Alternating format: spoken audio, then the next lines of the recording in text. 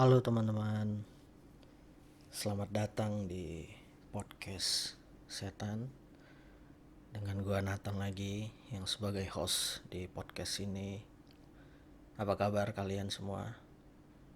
Thank you buat feedbacknya di Instagram untuk suruh gua terus tambahin cerita-cerita lagi untuk nemenin rebahan. Itu tadi dari siapa ya? Lupa. Sebentar. Gua buka dulu namanya Wahyuni Arif. Thank you buat feedbacknya. Wahyuni Arif komen di Instagram podcast setan, ditunggu cerita selanjutnya buat nemenin rebahan.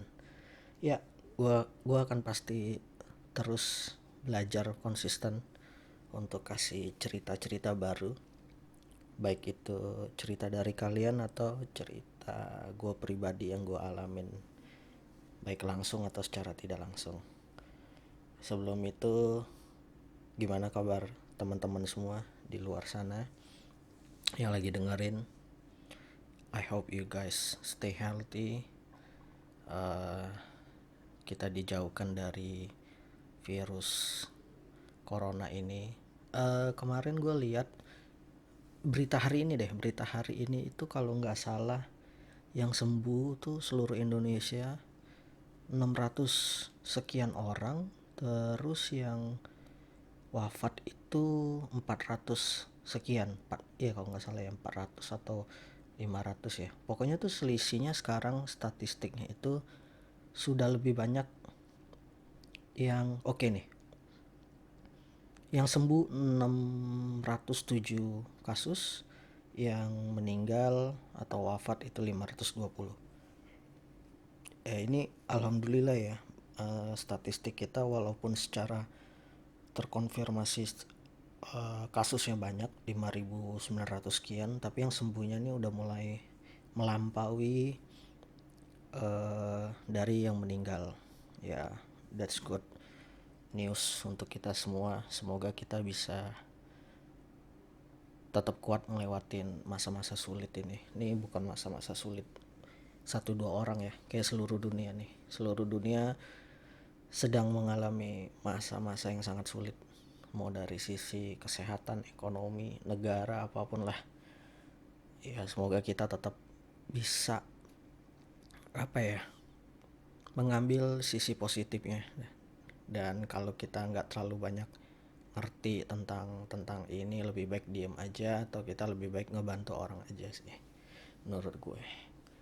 Well, itu introduce gue. Sorry kalau nggak langsung to the point ke cerita. Gue cuman pengen dekat sama kalian. Gue pengen kayak cerita aja, kayak kalian ada di sini nih, ada di kamar gue, tempat gue nge-record podcast ini sih. Malam ini gue akan cerita tentang 2 pengalaman mistis gue selama gue bekerja di Jakarta. So jadi sedikit informasi, gue itu merantau ke Jakarta. Gue dari Sumatera. Gue merantau itu 2016. Gue kerja di Jakarta. Dan selama periode itu gue cukup banyak mengalami hal-hal mistis. Tapi perlu digarisbawahi, gue bukan orang yang sensitif. Gue bukan indigo, IndiHome, apalagi Bisnet Audio. Bisnet gue bukan itu. Tapi ada beberapa kejadian di pekerjaan gue yang gue pada akhirnya bersinggungan dengan hal-hal seperti itu. So malam ini gue akan ceritain 2 pengalaman yang menurut gue, satu itu seram banget bagi gue tentunya. Yang kedua itu sebenarnya seram dan menakutkan, tapi telat gue menyadarinya. Jadi gue kayak agak sekitar 1 atau 2 jam setelah gue mengalami, gue baru ngeh bahwa itu ternyata menakutkan. Oke, tanpa banyak bicara lagi, gue akan ceritain. Tapi sebelum itu, kita dengerin dulu intro kita.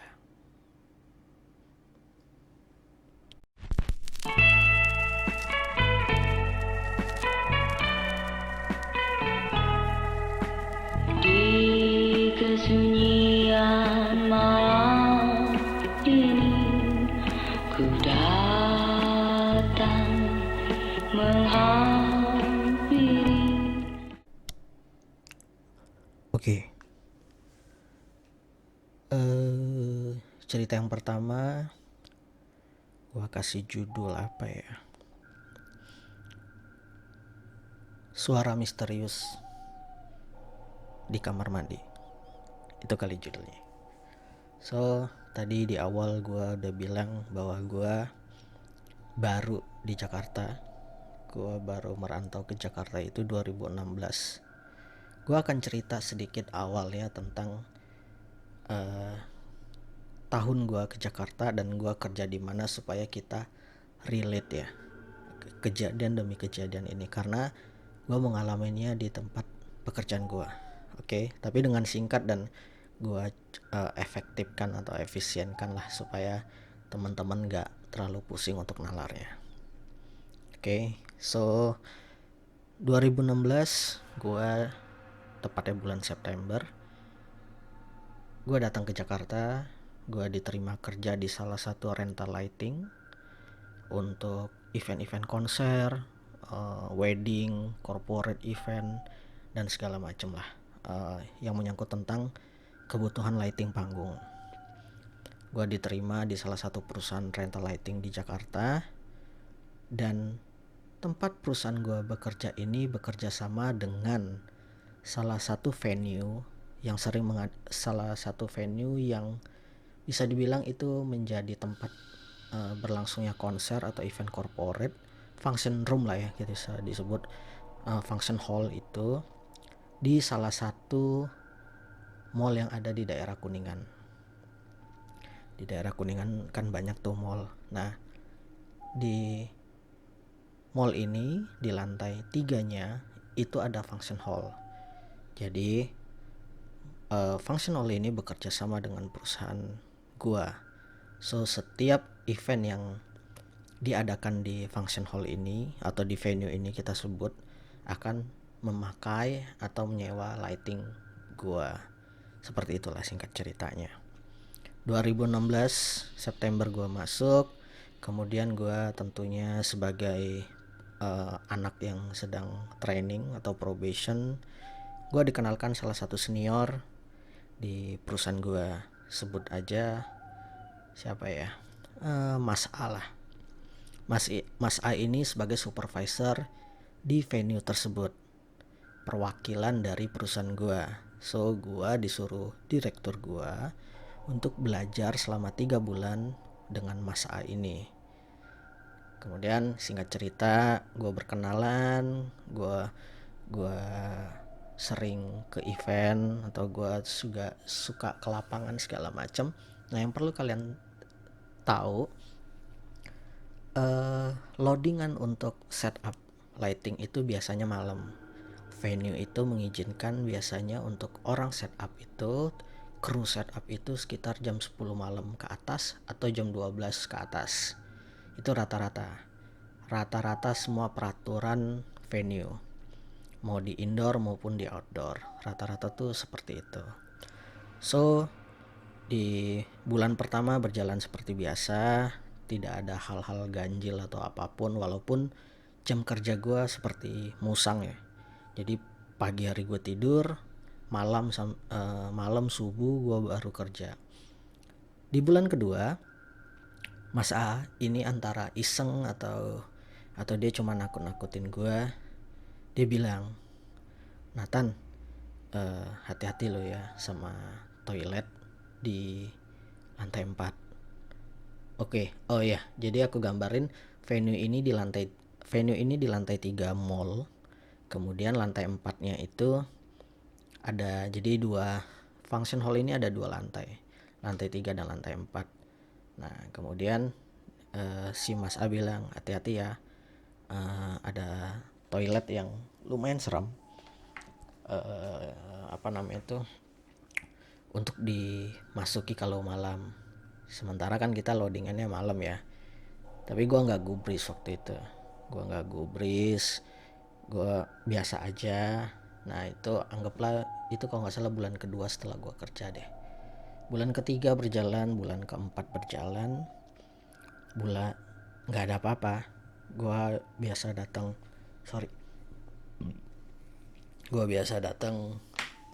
subuh juga nggak ada apa-apa. Nah di bulan kelima Mas A ini resign. Jadi sudah 5 bulan gue bekerja dan gue sudah melewati masa training. Mas A ini resign. Jadi venue ini dengan direktur gue waktu itu di gue yang ngurusin lah intinya gitulah. Jadi gue kayak supervisor di venue ini. Nah, jadi waktu itu satu kejadian gue harus loadingan malam. Tapi karena gue mesti ada pekerjaan dulu, gue nggak bisa loading jam 10 malam.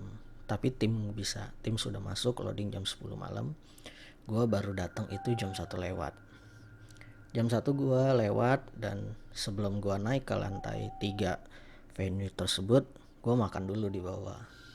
Gue makan, selesai makan gue naik, gak ada feeling apa-apa. Seperti biasa, mall tutup, sepi, suasananya kalian tau lah kalau mall sudah tutup dan sepi itu ya. Itu sekitar jam 1 subuh. Aktivitas gak terlalu banyak karena yang baru setup itu hanya orang lighting dan panggung. Ini belum memasuki time schedule untuk rehearsal atau gladi bersih. Jadi tim di lapangan tidak terlalu banyak lah. Kemudian mungkin karena gue habis makan itu gue sakit perut. Mau gak mau gue harus ke toilet. Nah, toilet ini gue udah gak ingat lagi. Beberapa bulan yang waktu lalu Mas A ini sudah mengingatkan tentang toilet ini. Gue masuk ke toilet ini tanpa perasaan apa-apa. Kan biasanya tuh kalau ada orang yang sensitif ya, masuk ke toilet atau masuk ke ruangan baru atau ke tempat yang baru itu kan dia bisa merasakan wah ini berat nih atau feel yang gak enak atau apa gitu. Gue gak ada feeling apa-apa. Gue masuk seperti biasa. Di dalam toilet itu ada 5 bilik untuk buang air besar. Toilet, ada 5 bilik toilet. Dan kalau malam biasanya ditutup 3. Jadi yang cuman bisa digunakan itu 2 toilet saja. Nah, ketepatan 2 toilet itu kosong dan gue pakailah toilet 1. Jadi kalau gue gambarkan toiletnya itu ada 2 baris. Di baris yang kiri itu 3 toilet dan yang di baris depan itu 2 toilet. Jadi ada 5 toilet. Gue pakai baris yang kiri dan itu yang dibuka yang di tengah. Gue di situ dan gue melakukan aktivitas buang air besar sekitar ada kali. Karena gue sambil main handphone jadi gue cukup lama duduk di situ ya. Walaupun aktivitasnya sebenarnya sudah selesai. Sekitar 10 menit kalau nggak salah, ingat ya, gue lupa ini kejadian 2017. Sekitar 10 menit tiba-tiba ada yang lempar tisu ke toiletnya gue. Kan kalau toilet itu kan atasnya masih nggak ada plafon gitu kan, jadi kayak cuman bilik-bilik gitu kan, kalian paham lah ya. Tiba-tiba ada yang lempar tisu, terus gue pikir mungkin orang iseng nih atau kru gue iseng kali, kalau mereka tahu gue ada di toilet tengah terus dilempar. Ya udah gue diemin aja, gue masih main handphone. Tiba-tiba ada lagi tuh lemparan, dilempar lagi gulungan tisu lagi. Jadi gulungan tisu kayak dikerumel-kerumel gitu ya. Jadi tisu disobek terus dikerumel-kerumel pakai tangan terus dilempar gitu. Nah, gue udah mulai itu tuh. Di situ di lemparan gue udah mulai merinding. Nggak asik nih dalam hati gue ya. Terus akhirnya gue bilang sambil bukan bercanda ya, tapi sambil gue nggak tahu apakah sikap gue itu nantang atau gimana. Tiba-tiba gue ngomong gini, udah ya, gue di sini mau kerja, tolong jangan gangguin, gue bilang gitu. Nah, tiba-tiba dari toilet kanan gue itu kayak ada yang gedor gitu. Jadi kayak biliknya tuh di gitu. Gue kaget, gue langsung cepet-cepet mau cebok gitu. Gue yakin banget, gue ngecek mana toilet yang dibuka, mana yang ditutup gitu loh. Nah, di kanan gue itu harusnya tertutup, terkunci, gak bisa digunain. karena di close, dan di kiri gue juga udah di close. Jadi yang dibuka itu, sorry teman-teman, gue dengar suara. Oke. Jadi yang kebuka itu cuman di tengah, di mana tempat gue melakukan BAB, sama di seberang gue yang sisa 2 toilet itu yang dibuka. Jadi yang di depan gue itu sebelah kanan ya, kita kalau ngomong ya, itu dibuka 1 ditutup 1 gitu loh. Terus akhirnya gue udah siap-siap, gue udah cebok gitu mau pakai celana, gue langsung mau kabur. Pas banget pokoknya gue udah pakai celana terus gue mau kabur, tiba-tiba ada suara, dibilang ketawa itu bukan ketawa. Jadi suaranya tuh kayak gimana ya, gue mau contohin tapi gue merinding sendiri nih. Suaranya tuh kayak suara kuda. Teman-teman tahu nggak suara kuda kalau lagi kayak gitu, tapi bukan kayak suara kuntilanak yang di film-film atau yang selama ini orang-orang ceritakan, atau MP3 kuntilanak kan banyak tuh, audio tentang kuda. Suaranya tuh kayak suara kuda, tapi kayak satu tarikan nafas kayak gitu, dan itu suaranya melengking banget. Jadi tapi nggak lama ya, jadi begitu gua keluar dari bilik itu mau ke arah keluar toilet, suara itu percis banget, dan gua yakin banget itu datang dari bilik sebelah kanan gua. Dan gua nggak berani gua nggak berani lihat ke belakang, gua langsung kabur sekabur-kaburnya. Tapi ya itu, karena gue yakin, karena gue masih ada di posisi depan toilet sebelah kanan gue itu. Jadi ketawanya itu atau lengkingan suaranya itu sebelum gue sempat keluar dari toilet. Itu benar-benar gue cerita sekarang aja gue masih merinding. Gue masih inget banget itu suara. Jadi suara itu beneran satu tarikan nafas melengking terus selesai. Kayak cuman berapa ya, 3-5 detik deh. Pokoknya gak lama. Suara itu bukan suara ketawa, jadi cuman gitu. Gue agak gak enak sih niruin, karena ini kosan jadi takutnya berisik. Gue langsung lari, gue langsung masuk ke dalam main hall. Kru gue ngeliat gue, kenapa pak? Enggak apa-apa, gue bilang.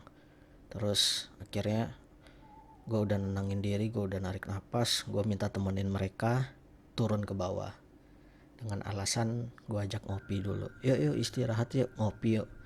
Padahal dalam hati gue takut, karena gue baru ngalamin kejadian yang apa ya mungkin itu yang si Mas A itu ngomong waktu gue baru masuk kerja di pekerjaan gue ini, dan gue baru mengalaminya itu sekitar 5 bulan kemudian gitu loh. Jadi perkenalan yang telat sih menurut gue. Dan gue gak bisa bilang itu suara ketawa, karena itu bukan ketawa. Itu hanya seperti lengkingan suara, percis banget kayak suara kuda. Dan gue memang sendirian banget di toilet itu, subuh itu, karena gak ada orang lain di toilet. Itulah yang gue alamin di pekerjaan gue, di salah satu venue yang suka mengadakan konser atau event corporate di salah satu mall di daerah Kuningan. Mungkin teman-teman bisa mulai menebak itu mall apa kali. Pokoknya di mall deh, mall daerah Kuningan yang di lantai 3, lantai 4-nya tempat konser. Oke, itu pengalaman gue yang pertama. Terus gue mau cerita pengalaman gue yang kedua. Ini menurut gue mengalaminya cukup aneh, dan tidak ada sama sekali perasaan takut waktu itu. Jadi ketika gue mengalami hal ini, gue tidak merasakan ketakutan, gue tidak merasakan merinding atau feeling yang aneh-aneh lah, yang negatif gitu lah ya. So cerita kedua ini gue kasih judul Manusia Basah di salah satu gedung dekat Bundaran HI. Masih di pekerjaan yang ini kejadiannya, kalau gua nggak salah ingat ya, itu di 2017, tahun yang sama ketika gua mengalami kejadian suara lengkingan itu. Tapi gua lupa di bulan berapa ya. Kemungkinan besar sih itu di bulan-bulan November Desember lah, karena seingat gua itu sudah mau dekat akhir tahun. Jadi gua mendapatkan rental lighting untuk event wedding di salah satu gedung di dekat Bundaran HI. Seperti biasa yang tadi gue ceritakan, bahwa pekerjaan gue ini adalah setupnya malam hari atau subuh. So itu besoknya adalah hari Minggu. Malam minggunya gue setup, teman-teman setup, teman-teman loading. Seperti biasa gue datang ngecek kru itu subuh. Gue datang ke venue itu sekitar 12:30 pagi. Berjalan seperti biasa aja, gue datang, gue ke main hall, gue basa-basi dengan security, gue ngobrol sama teman-teman kru di lapangan. Nah, salah satu kebiasaan gue yang menurut gue jelek adalah gue selalu makan dan minum es sebelum masuk ke venue, yang dimana adalah suka buat gue sakit perut sendiri dan akhirnya ingin buang air besar lagi. Nah ini agak konyol sih, cuman ya itulah itulah kebiasaan gue tidak mau mengarang. Sama seperti cerita yang pertama, sebelum gue masuk ke venue itu gue juga makan dan minum es. Sekitar jam 2 pagi gue ngerasa gue pengen pipis. Beda ya, cerita pertama kan tadi gue pengen BAB, tapi gue pengen buang air kecil. Akhirnya gue tanya sapam, "Pak, toilet yang buka di sebelah mana ya?" Ketepatan gue baru pertama kali ke venue ini, jadi gue baru dapat orderan pertama kali di venue ini. Jadi gue nggak tahu toilet mana yang buka, karena toilet kalau sudah malam atau subuh di beberapa gedung itu toiletnya banyak yang dikunci, dan toilet untuk kru atau untuk vendor itu biasanya dibedakan. Ya itu mungkin protapnya gedung lah ya. Kemudian sapamnya bilang, "Oh ada Pak di lantai 3." Di lantai 2. Tapi Bapak nggak bisa naik eskalator, karena eskalatornya mati, Bapak naik lift aja. So gue naik lift itu di lantai 2. Di lantai 2 ternyata tutup toiletnya.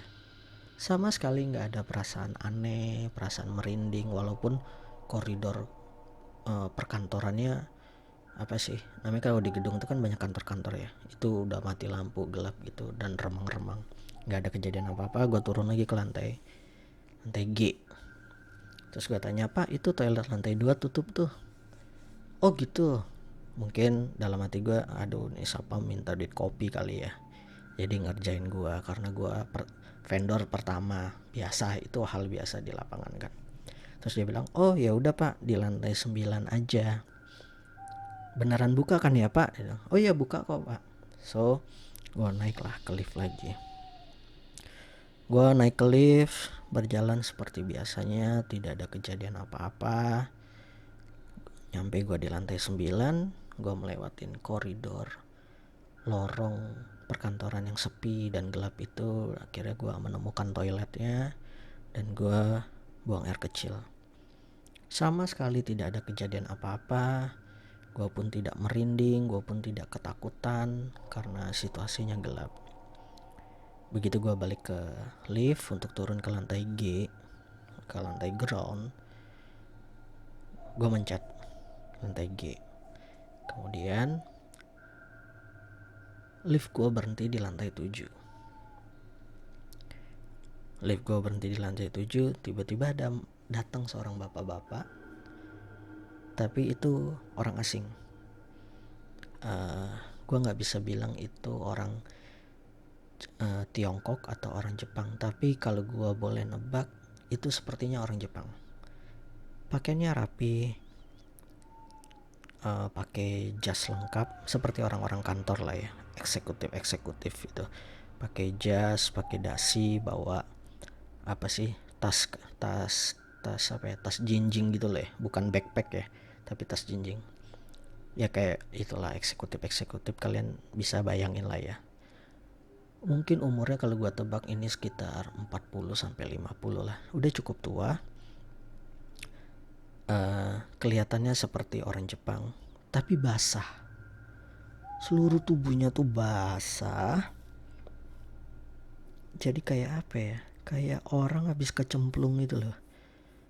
Teman-teman bayangin ya, ada orang pakai pakaian lengkap, pakai jas gitu, sepatu pantofel, orang kantoran, tapi baju basah, bukan basah keringetan.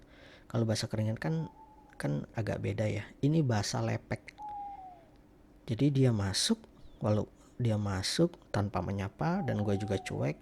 Dalam hati gue, ya udahlah ya, orang asing, ngapain gue pakai basa-basi, dan ini sudah jam 2 lewat men. Gue udah setengah ngantuk, nggak peduli lah. Dia masuk, dia diem, nggak mencet apapun. Gue masih mencet G. Gue pikir ya udah, mungkin dia turunnya sama gue di G, karena G itu kan parkiran ya. Abis G itu bawahnya parkiran, lower ground ya. Yang aneh adalah, yang pertama, orangnya ini basah sama sekali, dan di sepatunya itu bukan keluar air ya, tapi seperti kehujanan gitu loh. Jadi sepatunya juga ada lepek-lepek air, ada mengeluarkan air gitu-gitu lah. Tapi gue ya udahlah ya, ini orang kok aneh, dan gue tidak merasakan hal merinding atau hal takut. Gue pikir oke, mungkin dia orang Jepang keringetan, AC gedung mati kali, dan dia lembur. Ya udahlah ya, gue peduli setan lah ya. Kemudian tiba-tiba lift berhenti di lantai 5. Ting tong gitu. Gue pikir bakal ada orang lagi. Ternyata bapak ini keluar. Hal aneh yang kedua adalah, dia bahkan gak mencet turun di lantai 5. Dan gue pun tidak mencet di lantai 5. Kalau teman-teman tahu, di lift kan kalau kita mencet itu tombolnya jadi warna merah atau warna orange gitu kan, menyesuaikan di mana titik dia akan turun atau akan naik, atau di lantai berapa gitu kan. Sementara yang gue pencet lantai G itu ya orange gitu loh. Tapi ini kenapa tiba-tiba di lantai 5 kebuka? Singkat cerita, lantai 5 kebuka dan orang ini keluar jalan seperti biasa. Napak kakinya, gak aneh-aneh, cepek gitulah, jalan pelan biasa, belok kanan. Setelah orang ini jalan jauh, gue tuh penasaran. Akhirnya gue hold sebentar pintu lift, gue ngintip ke kanan. Kelihatan masih orangnya, kelihatan koridor jauh gitu, terus belok kiri. Kalau belok kiri udah blind spot, udah nggak kelihatan apa-apa karena pertama gelap dan itu sudah kayak pintu perkantoran lah. Gue dalam hati masih bertanya, ini orang apa sih, ngapain sih? So gue turun lah. Akhirnya gue turun ke lantai G. Setelah ngobrol-ngobrol sama kru lagi, gue pamit pulang. Kebiasaan gue di lapangan adalah ketika gue pulang, gue akan menemuin security untuk kasih uang rokok lah, dalam tanda kutip lah ya. Jadi untuk apa ya, bisa dibilang ya untuk bisa jagain anak-anak gue di lapangan, atau untuk loadingannya dipermudah. Gue datang ke salah satu security di ballroom, gue ngobrol-ngobrol segitu. Kemudian gue pernah keinget tentang si Jepang tadi. Gue nggak tahu ya itu orang Jepang atau enggak ya. Tapi perawakannya seperti bapak-bapak orang Jepang gitu loh. Well, akhirnya gue ngobrol. Pak, mau nanya nih ya, sorry nih, gue bilang. Emang masih ada yang suka lembur ya malam-malam ya? Terus siapa mau nanya, ah lembur? Ya nggak ada lah mas, ini kan hari Sabtu. Gue juga baru oh iya ya, ini kan hari Sabtu ya. Loh, emang mas kenapa mas? Enggak, tadi tuh kan saya ke lantai 9. Saya habis ke toilet.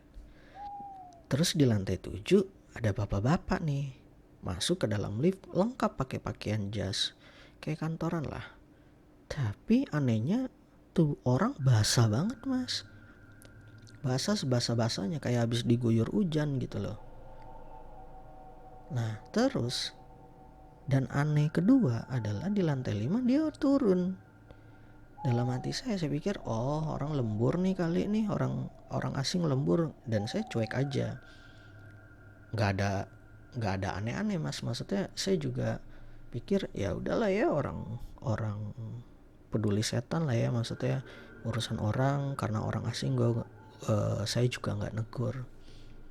Tiba-tiba si satpamnya ketawa, hahaha, wah mas Nat, apa dia bilang, oh sorry dia nggak nyebut nama, gitu kan, ketawa kan, ya mas dikerjain ya mas. Hah, dikerjain gimana pak? Lah kan sampean tanya ada orang lembur apa enggak, ya enggak ada lah, dia bilang. Si satpam itu bilang ke gue, ini kan hari Sabtu. Terus ngeliat ya si Basa ya.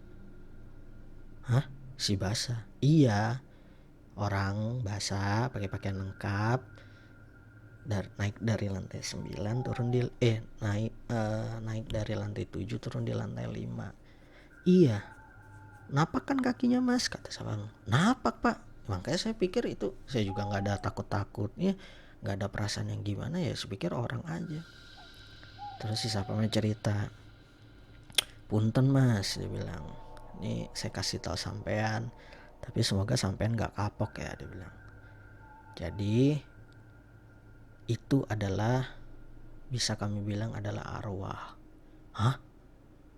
Astagfirullah, gue bilang gitu kan. Gue bilang, arwah gimana, orang napak kok nggak ada kelihatan setan-setannya kok gitu loh, walaupun mukanya agak pucet dan bahasanya itu yang gue aneh gitu loh. Terus dia bilang, iya kalau mas ingat di tahun berapa gitu Jakarta kan sempat kebanjiran besar, banjir gede sampai bundaran HI. Kalau mas inget lah, saya lupa tahun berapa itu, pokoknya itu kebanjiran. Nah di gedung ini itu ada beberapa orang yang meninggal. Terus gue diem, gue langsung mulai merinding. Gue baru mulai otak gue mulai nginget-nginget gitu loh, muka orangnya, terus basahnya segala macem. Gue kayak kayak mulai merangkai gitu loh, kejadian demi kejadian yang baru gue alamin. Lanjut cerita dari si satpamnya, dia bilang, iya waktu kebanjiran besar itu air itu datang tiba-tiba mas, dan beberapa karyawan kami atau karyawan di gedung ini itu gak sempat melarikan diri ketika mereka ada di basement, di parkiran basement. Jadi begitu air datang dengan tiba-tiba, mereka gak sempat melarikan diri dan mereka akhirnya meninggal terkurung di basement. Begitu gue dengar, gue langsung lemesnya. Gue langsung astagfirullah pak, gue bilang, Jadi yang gue lihat itu, iya itu salah satunya. Dan Mas cerita bukan orang yang pertama kok, dia bilang. Jadi ya kita pikir itu mungkin jin atau arwah yang tetap tinggal di gedung ini gitu loh. Cuman kan memang beberapa pihak gedung di dekat Bundaran HI ini membayar media untuk tidak menceritakan karena orang takut nanti stigma mistisnya ada gitu loh. Tapi beberapa vendor mengalaminya gitu. Dan gue langsung gimana ya, gue langsung takut, tapi takut gue telat karena gue udah mau jalan balik gitu. Gue langsung astagfirullah pas sapam, ya ampun. Jadi yang gue lihat itu setan ya, gue bilang gitu. Terus dia bilang, ya perkenalan aja tuh Mas, dia bilang biasa kok vendor-vendor di sini. Gue langsung lemes lutut gue sampai nggak bisa ngomong apa-apa. Dan gue takut, akhirnya gue takut, tapi takut yang terlambat karena yang gue lihat adalah berwujud orang beneran, tidak tembus pandang, tidak menyeramkan. Walaupun sepanjang lift atau sepanjang jalan dia hanya diem, tidak melayang, dan hanya satu keanehannya adalah dia basah. Dan gue menyimpulkan adalah mungkin dia salah satu korban atau orang yang bernasib naas meninggal ketika terjebak di basement saat banjir Jakarta. Dan akhirnya gue googling, banjir Jakarta itu terjadi tahun berapa ya, sebentar dulu, kok nggak salah itu 2000 berapa gitu, gue lupa lah, pokoknya 2011 ke bawah deh gitu loh. Coba ya, ini gue lagi di depan laptop.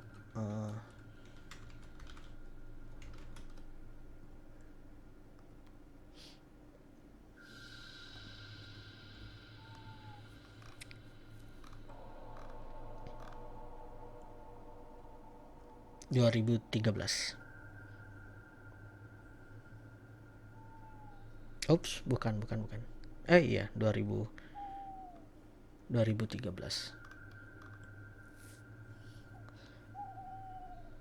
Gua baca sedikit ya dari berita. Bencana itu menyebabkan 20 korban meninggal dan 33.500 orang mengungsi. Nah, itu dia. So, cerita kedua ini menurut gue ini bukan pengalaman yang terseram, tapi ini adalah pengalaman yang menakutkan tapi terlambat. Dan gue sih berdoa dan berharap semoga setan atau arwah atau jin yang terkurung di gedung tersebut sih bisa nggak tahu ya ngomongnya bisa kembali ke surga atau ke neraka gitu, atau diterima kali amal ibadahnya sehingga nggak ada lagi. Tapi sejak kejadian itu, seiring berjalannya waktu, gue sering mendapatkan orderan lagi di venue tersebut dan gue tidak pernah mengalami kejadian yang sama, bahkan melihat atau merasakan.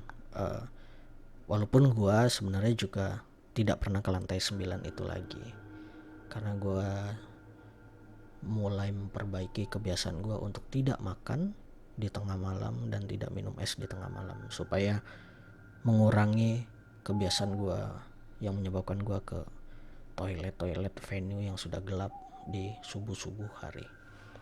So itu dulu cerita gue, teman-teman.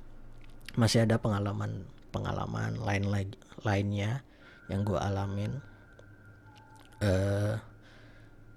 terkait tentang pekerjaan gue juga, karena gue rental lighting dan suka kerja di subuh hari. Tapi mungkin next episode atau lain waktu lah gue cerita. So gue minta maaf kalau ceritanya atau urutan ceritanya agak sedikit terbalik, karena gue juga sedang belajar untuk menjadi storyteller. So semoga kalian mengerti apa yang gue maksud, apa yang gue ceritakan. Dan jangan lupa kalau kalian punya cerita, silakan kirim ke podcastsetan@gmail.com. Jangan lupa follow juga podcast setan di Instagram. Kalian juga bisa kirim cerita-cerita kalian atau ide kalian mau bawain tentang apa lagi. Nanti gue akan ceritakan, gue akan kurasi dan akan gue ceritakan di podcast ini. Mungkin segitu dulu di episode kedua. Stay healthy teman-teman, tetap jaga jarak, social distancing, physical distancing, dan semoga kita bisa melewati masa-masa sulit pandemi corona ini dengan baik dan sehat. Dan selalu gue doakan kalian tetap dalam keadaan sehat, dalam keadaan baik-baik saja. Sampai ketemu di next episode. Salam podcast setan.